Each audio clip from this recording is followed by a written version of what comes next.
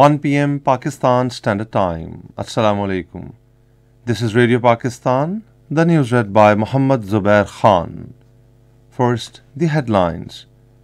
Prime Minister will pay a day-long visit to Khairpur, Sindh today to review rehabilitation process of the flood-affected people. Foreign Minister has thanked US aid for galvanizing support for flood-hit people of Pakistan. Pakistan and Saudi Arabia have agreed to exchange intelligence-based information to effectively control illicit flow of currency and narcotics. All parties Hurriyat Conference has appealed to the international community to force India to stop state terrorism in Indian illegally occupied Jammu and Kashmir.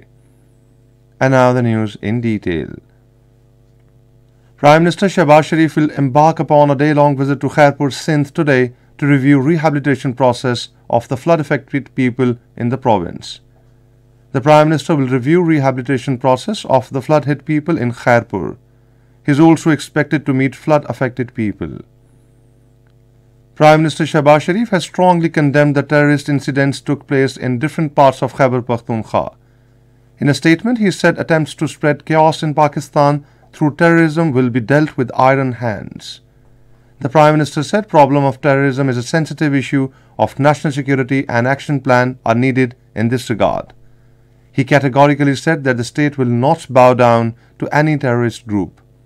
Shehbaz Sharif said that the federal government will also address the external facilitation of the terrorists who disseminate and support it in Pakistan. Appreciating the ample response of armed forces, he said that the entire nation will end terrorism by supporting its brave forces.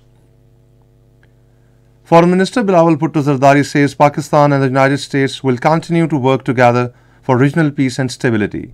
In a telephonic conversation with his US counterpart, Anthony Blinken, he said both countries will also keep up cooperation to further enhance and diversify bilateral relations. He also expressed his resolve that two countries will continue to extend mutual cooperation in diverse fields, especially to rebuild the infrastructure in Pakistan.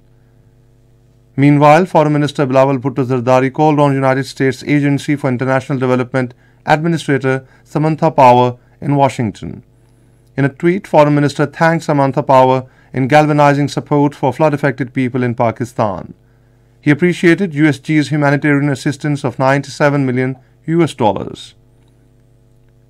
Minister for Planning and Development Hassan Iqbal says many countries want to become part of game-changer project of China-Pakistan Economic Corridor.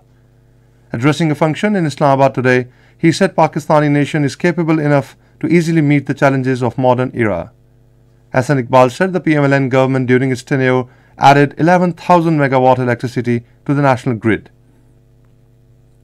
Pakistan and Saudi Arabia have agreed for exchange of intelligence-based information to effectively control illicit flow of currency and narcotics between the two countries. This understanding reached during a meeting of a delegation of Saudi Arabia led by Director General Narcotics Control Major General Muhammad bin Saeed Al-Qarni, who called on Director General Customs Intelligence Faiz Ahmed Chadhar at Customs Headquarters in Islamabad. Various issues of mutual interest, including matters pertaining to combating illicit trafficking in narcotic drugs, psychotropic substances, and chemical precursors between the Saudi Arabia and Pakistan came under discussion. It was also emphasized that the menace of narcotic smuggling can be optimally coped through enhanced cooperation between the two countries. Gilgit-Baltistan Minister of Agriculture Kazim Maisam said that Iran and Pakistan have a common culture like Shab-e-Yalda and Jasht-e-May Fang event, which is celebrated in Baltistan. Addressing the ceremony on the occasion of Shab-e-Yalda held at Khana Farhang, Iran, Rawalpindi, he said to promote these similar events, steps from both sides should be taken.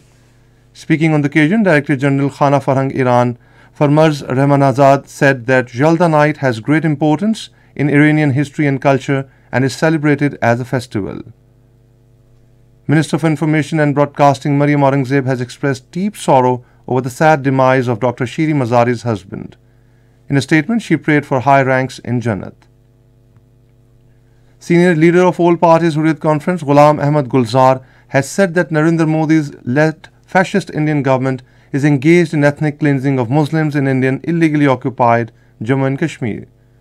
In a statement in Srinagar, he said Butcher Modi has turned occupied Kashmir into a killing field where innocent people are being killed by Indian troops with impunity. Meanwhile, APHC Azad Jammu Kashmir chapter leader Muhammad Sultan Butt appealed to the international community to force India to stop its state terrorism in the occupied territory. And that is the end of the news. For more news and analysis, log on to our website radio.gov.pk and also watch live video streaming of our bulletins on the link facebook.com/Radio Pakistan News Official.